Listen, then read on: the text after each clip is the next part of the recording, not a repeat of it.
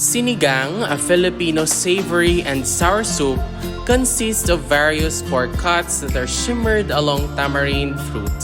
Tomatoes, onion, garlic, okra, white radish, water spinach, and green long peppers are also commonly used for this soup. There is also a similar dish in Malaysian cuisine called sinigang. A version of the pork sinigang is sinigang sa miso, which uses the Japanese seasoning made from fermented rice and barley or soybeans.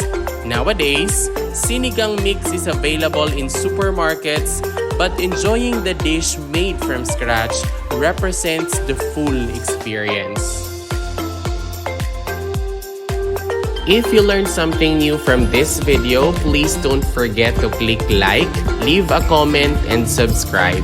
Moreover, you might also want to watch the next video on the screen.